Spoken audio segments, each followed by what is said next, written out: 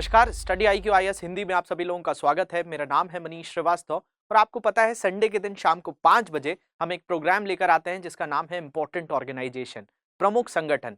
तो अंतर्राष्ट्रीय स्तर पर जो संगठन काम कर रहे होते हैं या राष्ट्रीय स्तर पर संगठन काम कर रहे होते हैं और जो यूपीएससी के एग्जाम्स में आपके लिए बहुत ज्यादा जरूरी हो जाते हैं, उन चीजों को हम यहाँ पर कवर करते हैं। तो हर संडे को ये सेशन रहता है, अलग अलग ऑर्गेनाइजेशंस हम यहाँ पे कवर कर चुके हैं। बहुत सारी ऑर्गेनाइजेशंस के ऊपर आपको मैंने चर्चा की हुई है, जिसमें आप प्लेलिस्ट पे जाएंगे तो आपको और भी बहुत सारी चीजें पता चलेंगी। जैसे ऑलरेडी ब्रिक्स के ऊपर मैंने सेशन लिया हुआ है, नाटो के ऊपर आप देखेंगे तो सेशन है, इंटरपोल के बारे में हमने चर्चा की हुई है, इसके अलावा सार्क देशों के बारे में भी हमने बात की थी। ऐसे ही हम अलग अलग टॉपिक्स को लेते रहते हैं यहाँ पे। तो आज का जो टॉपिक हमने लिया है वो लिया है United Nations convention on the law of sea. अब आपको लग रहा होगा ये क्या चीज है। तो ये एक तरीके से कहा जाए कि भाई कई तरह के जो नियम कानून होते हैं भूमि पर तो लागू होते हैं, लेकिन जब समुद्र चालू हो जाता है तो उसके ऊपर कैसे नियम लागू होते हैं, उससे जुड़ा हुआ ये एक तरीके से कानून है, या हम बोल सकते हैं कन्वेंशन है, या अभिसमय जिसको कहा जाता है वो है। तो इसको हिंदी में क्या कहा जाता है, तो ये संयुक्त राष्ट्र जो है यूनाइटेड नेशंस का एक समुद्र के ऊपर जो कानून होता है उसका अभिसमय है। मतलब ये कन्वेंशन जो है, ये संगठन जो है, वो एक तरीके से समुद्र के अंतर्गत जो भी क्षेत्र आता है उसके ऊपर कानून बनाता है, या किस तरीके का। जैसे कि भारत की तटीय सीमा आप देखेंगे तो गुजरात के आसपास वाला जो क्षेत्र है वो पाकिस्तान के पास भी पड़ता है। अगर आप दक्षिण भारत में देखेंगे, तमिलनाडु के आसपास वाला जो क्षेत्र है वो श्रीलंका के तटीय क्षेत्र के आसपास भी पड़ता है। तो उस जगह पर किसका कानून चलेगा, किसका हक ज्यादा होगा, उसके लिए एक बॉडी बनाई गई 1982 में, जिसको कहा जाता है United Nations conventions on the law of sea. Law of sea का मतलब वही हो गया समुद्र के अंतर्गत कानून के बारे में। तो इसी चीज को आज अच्छे से समझेंगे। जैसा हर सेशन में हम बहुत अच्छे से गहराई से बात करते हैं कि भाई इसको क्यों बनाया गया, कब बनाया गया, भारत इसका सदस्य है कि नहीं, और इसके अंतर्गत क्या क्या क्षेत्र आते हैं, वहां पर क्या क्या नियम कानून लागू होते हैं, उन सारी चीजों के बारे में जानकारी लेंगे। तो समुद्र के अंतर्गत क्या क्या चीजें होती हैं उस पर आपको सारी क्लैरिटी हो जाएगी। तो आखिरी तक सेशन को जरूर देखेंगे। बात करते हैं इससे पहले, आपका ये यूपीएससी का जो फाउंडेशन कोर्स है वो 11 मार्च से शुरू हो गया है। इस बैच में आप जल्दी से एडमिशन ले सकते हैं। आज शाम को भी 6 बजे क्लासेस होंगी। कल ओरिएंटेशन क्लास रही थी, तो आज जाकर आप इस बैच में सारी क्लासेस को एनरोल कर सकते हैं। शाम 6 बजे से ये बैच चालू हो जाता है।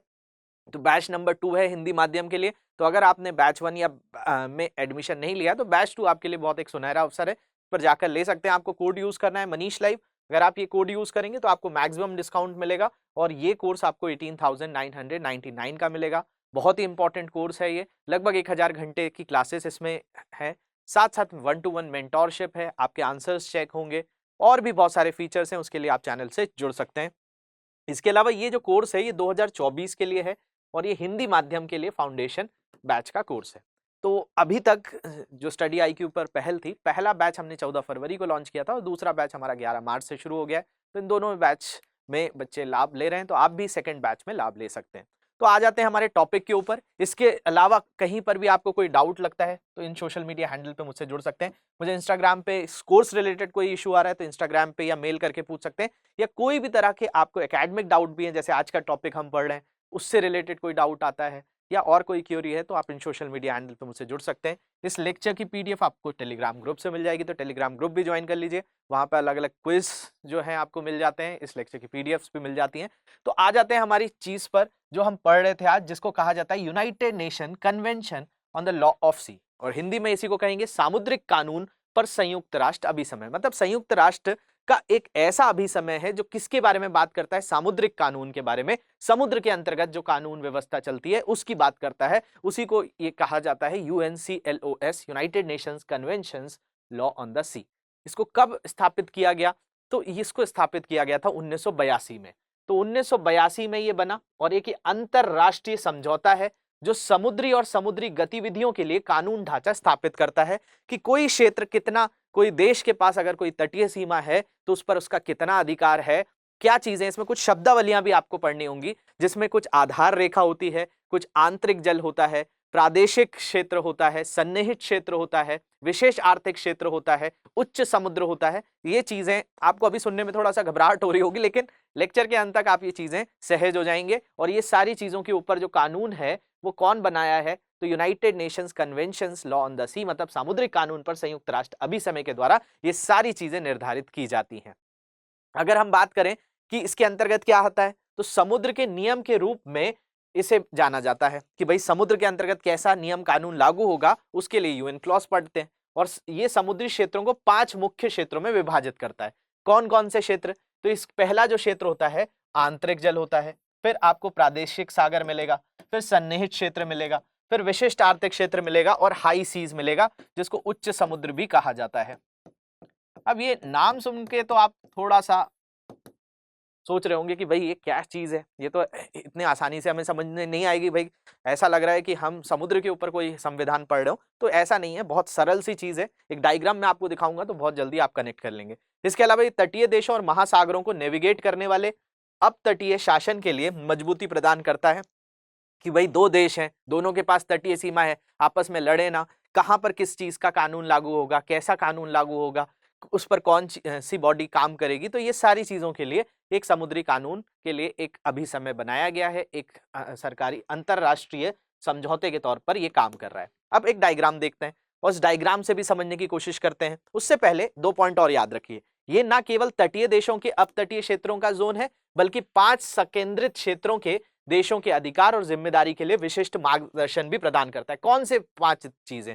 तो ये जो चीज लिखी है यहाँ पे, आंतरिक जल जिसको इंटरनल वाटर कहा जाता है, ये प्रादेशिक सागर जिसको टेरिटोरियल सी कहा जाता है, सन्निहित क्षेत्र जिसको कंटिजियस जोन कहा जाता है, इसको विशिष्ट आर्थिक क्षेत्र मतलब आपका एक एक्सक्लूसिव इकोनॉमिक जोन के अंतर्गत आता है, और ये आता है हाई सीज।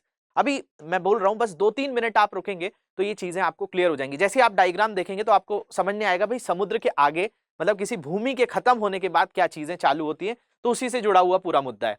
तो ये ना केवल तटीय देशों के लिए बल्कि अपतटीय क्षेत्रों का जोन है, बल्कि 5 संकेंद्रित देशों के अधिकारों और जिम्मेदारियों की बात करता है कि भाई किसका अधिकार कितना रहेगा, कौन क्या चीज इसके अंतर्गत कर सकता है। वो इस तरह का समुद्र के अंतर्गत पूरी आपको क्लैरिटी प्रदान करता है।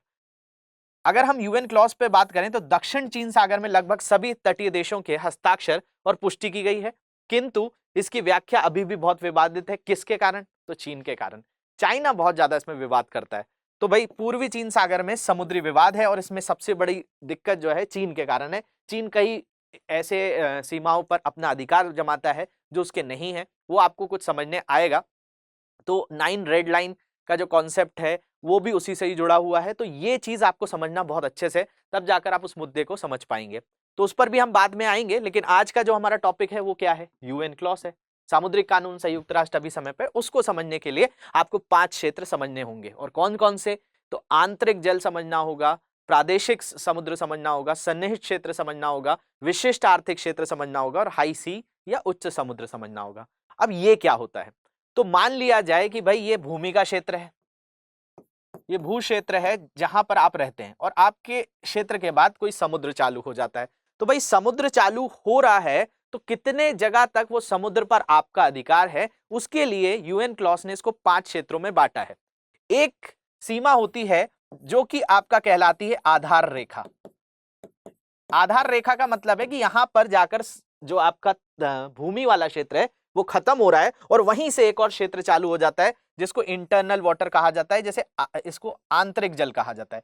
देखा जाए तो भाई इसको आपने मान लिया कि ये आपकी बेस लाइन है। बेस लाइन का मतलब आधार रेखा है, और इसके आसपास थोड़ा बहुत जो जल होता है इसको, अब जैसे यहाँ तो जल नहीं है लेकिन यहाँ पर जल है, तो इसको किस तरीके से मान लिया गया? इसको इंटरनल वाटर या आंतरिक जल के तौर पर जाना जाता है। तो पहला क्षेत्र ये होता है।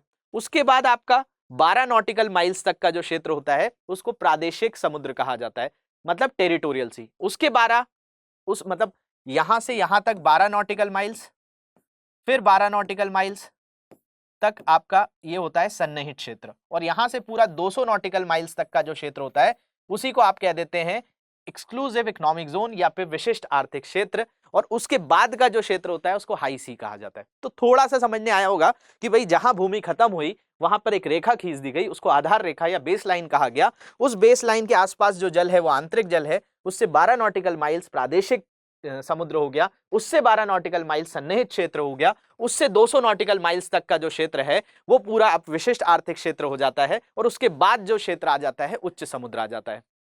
तो ये जो आपको दिख पा रहा होगा यहाँ पे कंटीन्यूअस जोन है, इसी को सन्निहित क्षेत्र कहा जाता है, इसी को विशिष्ट आर्थिक क्षेत्र कहा जाता है। इसके अलावा ये टेरिटोरियल सी को ही आपका प्रादेशिक समुद्र कहा जाता है, और हाई सी उच्च समुद्र कहा जाता है। तो इसको अभी हम देख के समीक्षा कर लेंगे। तो अब देखिए, जैसा मैंने आपको बताया कि एक आपने क्या खींची, आधार रेखा खींची। इस आधार रेखा से इस तरफ का जो पानी है इसको आंतरिक जल कह दिया, ये आपका आंतरिक जल हो गया। उसके बाद 12 नॉटिकल माइल्स तक का जो क्षेत्र है वो आपका प्रादेशिक समुद्र, उसके 12 सन्निहित क्षेत्र, और पूरा 200 नॉटिकल माइल्स तक का क्षेत्र विशिष्ट आर्थिक क्षेत्र, और उसके बाद जो है उच्च समुद्र होता है। तो आप सोच रहे होंगे भाई इतना क्यों पढ़ने की जरूरत थी, सीधे सीधे बोल देते कि भाई ये समुद्र है और ये जल, ये भूमि का क्षेत्र है, इस भूमि पे कानून लागू होगा, इस पर जो है अभिसमय लागू होगा, मतलब यूएन कन्वेंशंस जो है लॉ लागू होंगे। ये इसलिए किया गया क्योंकि इसके अंतर्गत कुछ चीजें दी गई हैं, इसके अंतर्गत आप बहुत सारी चीजों को समाहित किया गया है कि भाई इस पर क्या कानून बना सकता है देश, उस पर कितना अधिकार है, तो इसलिए ये सारी चीजें इसके अंतर्गत रखी गई हैं।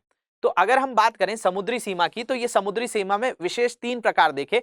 जो आंतरिक जल है, वो आंतरिक जल का मतलब है कि भाई आधार रेखा से आसपास का जो जल है, जहां पर वो आधार रेखा वो हो गई कि जहां से आपका भूमि का क्षेत्र खत्म हो रहा है लेकिन कुछ कुछ पानी वाला क्षेत्र बच जा रहा है, तो उस पानी वाले क्षेत्र पर भी वो कानून लागू हो जाएगा। आंतरिक जल पर वो कानून लागू होंगे जो आपके आसानी से भूमि पर लागू होते हैं। लेकिन जो 3 प्रकार की सीमाएं हैं जहां विशिष्ट तौर पे आपको जिनको समझना है, एक है प्रादेशिक समुद्र, एक है सन्निहित क्षेत्र, और एक है विशिष्ट आर्थिक क्षेत्र। इनको सब ध्यान से समझ लेंगे तो काम हो जाएगा आपका। सबसे पहले लिखा है प्रादेशिक जल या प्रादेशिक समुद्र जिसको कहा जाता है। अब ये प्रादेशिक समुद्र कौन सा क्षेत्र हो गया, तो प्रादेशिक समुद्र ये वाला, मतलब आधार रेखा से 12 नॉटिकल माइल्स तक का जो क्षेत्र है उसको प्रादेशिक जल कहा जा रहा है, उसी को आप प्रादेशिक समुद्र भी कहते हैं। कितना होता है, 12 नॉटिकल माइल्स। अब इस 12 नॉटिकल माइल्स को किलोमीटर में बदल देंगे तो 22.2 किलोमीटर। यहां पे मैं भारत का जैसे नक्शा बनाऊं, अब यहां पर मुंबई है, अब मुंबई से 22.5 किलोमीटर या 22.2 किलोमीटर तक का जो क्षेत्र होगा, उस क्षेत्र से आधार रेखा से उसको कह दिया जाएगा प्रादेशिक जल। ये हो गया आपका प्रादेशिक जल। उसके बाद 12 नॉटिकल माइल्स और आगे चले जाइए, तो 12 नॉटिकल माइल्स का मतलब इस क्षेत्र से आपका यहां तक आए तो आप 12 नॉटिकल माइल्स तक पहुंच गए। और फिर अगर हम आधार रेखा से बात करें तो और मतलब 12 तो ये हो गया, और 12 आ गए तो 2 12 हो गए, क्योंकि आधार रेखा ये हुई, और आधार रेखा से जब आप 12 नॉटिकल माइल्स तक आए थे तब आपका प्रादेशिक जल था। अब यहां से और 12 नॉटिकल माइल्स जा रहे हैं तो आपका सन्निहित क्षेत्र आ रहा है, तो सन्निहित क्षेत्र ये तो पूरा होता ही है, ये वाला क्षेत्र भी हो जाता है। मतलब पूरा का पूरा अगर हम देखें तो यहां पर एक मात्र ऐसा है कि जैसे मान लिया जाए, ये मैं आपको समझाने के लिए, आपने आप थे, स्कूल गए, स्कूल जाने के बाद आपने पढ़ाई करना चालू करी, 10 तक आपका और आपका एक मित्र था, ए और बी, आप दोनों ने 10 तक साथ में पढ़ाई करी। इसके बाद ए जो दोस्त था आपका, उसने ले लिया कॉमर्स और आपने ले लिया मैथ साइंस या आर्ट्स ले लिया। तो बेसिकली यहां तक 10वीं कक्षा तक आप दोनों के सब्जेक्ट्स कॉमन थे। तो बेसिकली हमने जो टेरिटोरियल सी बोला कि 12 नॉटिकल माइल्स तक, लेकिन जो 24 नॉटिकल माइल्स तक आ रहा है वो आपका विशेष तौर पर क्या आ रहा है, सन्निहित क्षेत्र आ रहा है। तो सन्निहित क्षेत्र जो है वो 24 नॉटिकल माइल्स तक है, मतलब 12 ये वाले को भी आप सन्निहित क्षेत्र के अंतर्गत रखेंगे, और जो एकमात्र सन्निहित क्षेत्र होगा वो अगला 12 होगा, तो ये भी 12 उसी के अंतर्गत आ गया। मतलब कितने किलोमीटर, तो 44.4 किलोमीटर। तो दूसरी चीज समझ में आ गई। तीसरा है विशिष्ट आर्थिक क्षेत्र, मतलब एक्सक्लूसिव इकोनॉमिक जोन। तो विशिष्ट आर्थिक क्षेत्र जो है इसी आधार रेखा से 200 नॉटिकल माइल्स तक आ जाइए। 200 नॉटिकल माइल्स का मतलब 370.4 किलोमीटर। तो ये विशिष्ट आर्थिक क्षेत्र हो गया। तो आपको समझ में आया कि भाई ये हो गया आधार रेखा, आधार रेखा के बाद ये प्रादेशिक जल, ये सन्निहित क्षेत्र, ये पूरा का पूरा विशिष्ट आर्थिक क्षेत्र, इसके बाद आ जाता है उच्च समुद्र, उसको भी हम समझेंगे आज की क्लास में। और इससे पहला वाला जो क्षेत्र है उसको आंतरिक जल कह दिया जाता है। तो बस इतना सा तो है और इसको समझ लिया, तो इसी के ऊपर 1982 में कानून बनाया, एक अंतर्राष्ट्रीय समझौता किया, United Nations convention on the law of sea. उसके आधार पर सारी जगह पर इस तरह के नियम कानून लागू होते हैं।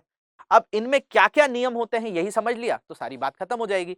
तो आपको ये समझने आया कि भाई आधार रेखा से 12 नॉटिकल माइल्स, आधार रेखा से 24 नॉटिकल माइल्स और आधार रेखा से 200 नॉटिकल माइल्स तक के जो क्षेत्र होते हैं उनके कुछ नाम हैं। 200 होगा तो विशिष्ट आर्थिक क्षेत्र, एक्सक्लूसिव इकोनॉमिक जोन। 24 होगा तो कंटिजियस जोन जिसको सन्निहित क्षेत्र कहा जाएगा। 12 नॉटिकल माइल्स मतलब प्रादेशिक जल या प्रादेशिक समुद्र होगा। तो ये इस तरीके से होता है। आंतरिक जल किसी भी देश की आधार रेखा की भूमि की ओर सभी जल और जल मार्ग होते हैं जिसमें ये कानून स्थापित करने के लिए स्वतंत्र है, कोई भी कानून बना सकते हैं आंतरिक जल में। दूसरी चीज, किसी भी विदेशी हस्तक्षेप की अनुमति नहीं होती है कि भाई उस आंतरिक जल पे आके कोई दूसरा देश अपने कानून लगाए, तो ऐसा नहीं कर सकता है। आंतरिक जल विशेष तौर पे होता है। एक समुद्री मील या 1 नॉटिकल माइल्स की बात करें तो वो 1.852 किलोमीटर होता है। इतना विशेष तौर पर याद नहीं रखना है, यहां पर मैंने आपको बता दिया 12 नॉटिकल माइल्स। तो वो कैसे नापा जाता है इस तरीके से आप निकाल सकते हैं। तो आपके पास 5 क्षेत्र हुए। विशिष्ट जो आपका सामुद्रिक कानून है, अभी समय है संयुक्त राष्ट्र का, वो 5 चीजों पर आधारित है जिसमें एक आंतरिक जल और उच्च समुद्र है। तो हम पांचों को समझ लेंगे। यहाँ पर थोड़ा थोड़ा मैंने आपको बताया है। आपको एटलीस्ट ये तो समझने आ गया है कि भाई ये आधार रेखा से कितने नॉटिकल माइल्स, कितने किलोमीटर पर होगा। अब इसमें जो सबसे पहला क्षेत्र है हम उसको समझने की कोशिश करेंगे। ये तो आपकी हो गई आधार रेखा। अब आधार रेखा से पहले वाला जो क्षेत्र है वो कौन सा है, तो वो है आंतरिक जल। तो पहले आंतरिक जल के बारे में बात कर लेते हैं कि भाई आंतरिक जल क्या है, इंटरनल वाटर क्या है। तो भाई आंतरिक जल जो होता है वहां पर आप क्या कर सकते हैं, आप हर तरह के कानून बना सकते हैं। मतलब यहाँ पे ये वाला जो क्षेत्र है आंतरिक जल वाला, यहाँ कोई भी देश है स्वतंत्र तौर पर अपने कानून लगाने के लिए, कोई विदेशी हस्तक्षेप इसमें नहीं हो सकता है।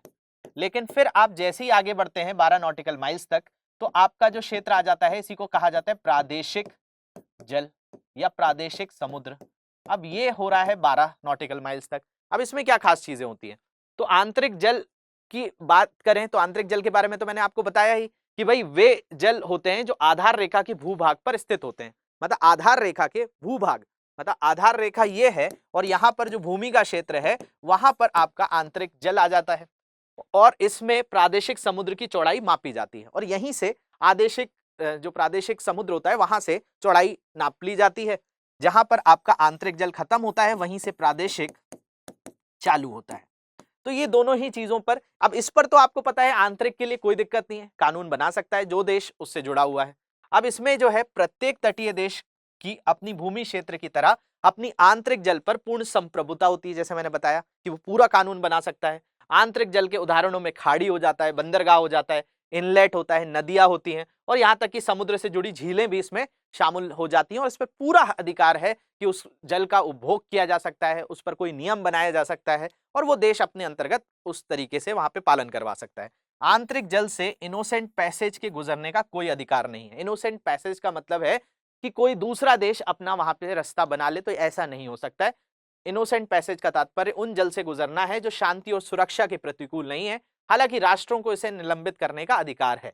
मतलब जिस देश का आंतरिक जल है वो किसी भी देश को मना कर सकता है कि आप अपने जहाज यहां से नहीं ले जा सकते। तो आंतरिक जल पर पूरी संप्रभुता होती है। लेकिन हमें थोड़ा सा और आगे बढ़ना है, किसके बारे में, प्रादेशिक सागर के बारे में। तो भाई प्रादेशिक सागर भी समझ लीजिए। प्रादेशिक सागर 12 नॉटिकल माइल्स तक का है। इस पर क्या चीज होती है, तो कानून बनाने के लिए वो देश स्वतंत्र होता है। जैसे आंतरिक जल के लिए होता है, इस 12 नॉटिकल माइल्स तक भी पूरे कानून बना सकता है। जो भी उसके देश के अंतर्गत लागू होते हैं, जीएसटी लागू होता है, जो भी नियम है वो सारी चीजें लागू होती हैं। विदेशी जहाजों को प्रवेश के लिए अनुमति की आवश्यकता होती है। कोई देश ऐसा नहीं होगा कि अपना जहाज लेकर इस क्षेत्र में आसानी से घुस के आ जाए, उसको पहले परमिशन लेनी होगी उस देश की। अगर भारत का कोई जहाज जा रहा है तो जब वो किसी के प्रादेशिक सागर में जा रहा होगा तो उसको पहले अनुमति मिलेगी, तभी वो उसके अंतर्गत एंटर कर पाएगा। प्रादेशिक समुद्र अपनी आधार रेखा से समुद्र की ओर 12 नॉटिकल माइल्स तक होते हैं, जो मैंने बताया 22.2 किलोमीटर होते हैं। 1 नॉटिकल माइल्स पृथ्वी की परिधि पर आधारित होती है और अक्षांश के 1 मिनट के बराबर होता है। ये भूमि मापित मील है, जो मैंने आपको बताया लगभग 1.85 किलोमीटर से थोड़ा सा अधिक होता है।